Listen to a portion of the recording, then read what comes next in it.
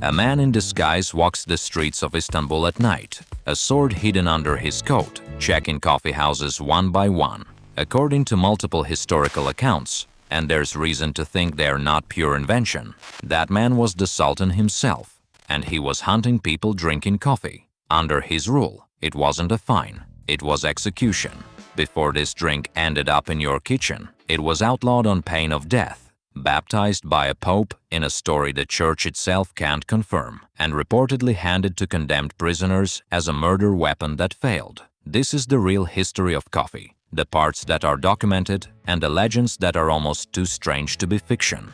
It starts, as the story goes, with dancing goats. Ethiopia, sometime around the 9th century. A goat herder named Kaldi notices his animals getting strangely wired after eating berries off a certain bush. Curious, he tries them himself and feels the same jolt. It's a great story. It's also almost certainly not true. The tale doesn't appear in writing until centuries after it supposedly happened, and most historians treat it as folklore, not fact. What we do know for certain is stranger and more physical.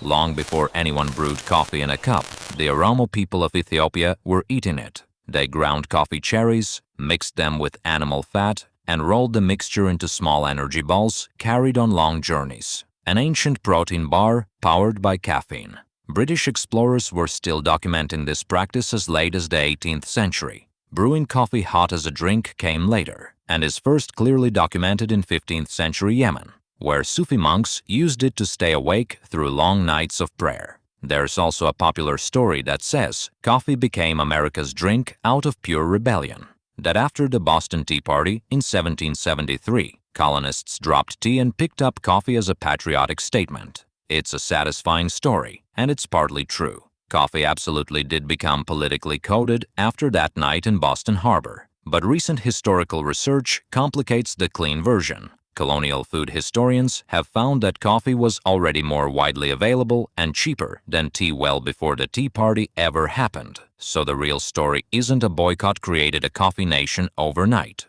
It's closer to America already leaned toward coffee, and the Tea Party just gave that preference a flag to wave.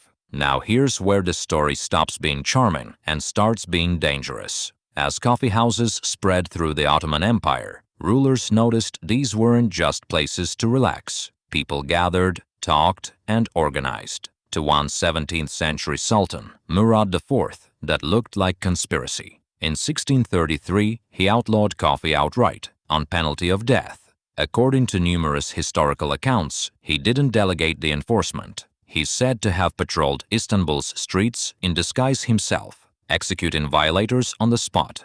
It sounds almost too dramatic to be real, and historians can't fully verify the disguise detail. But at least one modern historian who studied the period notes that contemporary chroniclers wrote about Murad's brutality approvingly, as something to be admired, not hidden, which suggests there's likely a real harsh core underneath the legend, even if the exact details have been polished for effect over 4 centuries. Europe had its own coffee panic. Some church officials in Italy reportedly pushed to have coffee banned outright as the devil's drink, according to a story that's repeated constantly in coffee history, but that even Catholic historians admit has no surviving official documentation. Pope Clement VIII tried a cup himself before ruling on it, loved it, and is said to have baptized the beverage instead, joking it would be a shame to leave it to non-believers. Nice story. Possibly true. Definitely unproven. But the strangest and most disputed story belongs to Sweden. King Gustav III is said to have been so convinced coffee was lethal that he ordered a real experiment to prove it.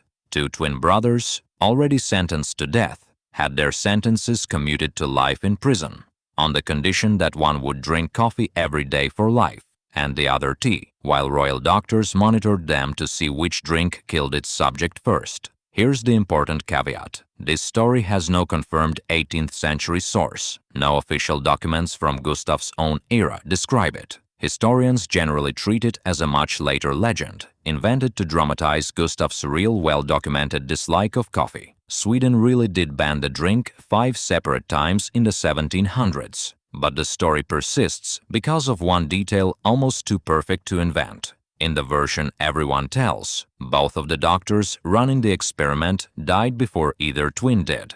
and the tea drinker outlived them all, reportedly reaching his 80s, after surviving executions, unconfirmed, papal blessings, and an unverifiable royal murder plot. Coffee's story gets quieter, but no less strange. In 1991, researchers at the University of Cambridge's computer laboratory got tired of walking to another room only to find the coffee pot empty. So two of them, Quentin Stafford Fraser and Paul Jardetsky, pointed a video camera at the pot and wrote software to display the image on their computers. That system is well documented, credited by name to its actual creators, and widely recognized as the world's first webcam. Created for the sole, deeply relatable purpose of not wanting to walk somewhere for nothing. It ran for a decade before being switched off in 2001. Unlike almost everything else in this story, this part isn't a legend, it's just true. So the next time you make a cup, know what you're actually holding. A drink that some rulers tried to execute out of existence. A drink one pope may or may not have personally saved. A drink one king may or may not have tried to weaponize against his own prisoners. And a drink that, centuries later, quietly and verifiably gave the world its first webcam. Some of this is documented history. Some of it is legend dressed up as history. And honestly, figuring out which is half the fun of digging into it. Here's my honest question for the comments. Knowing now which parts are confirmed and which are folklore, does that change which story you found most interesting? Or does the legend hit just as hard either way?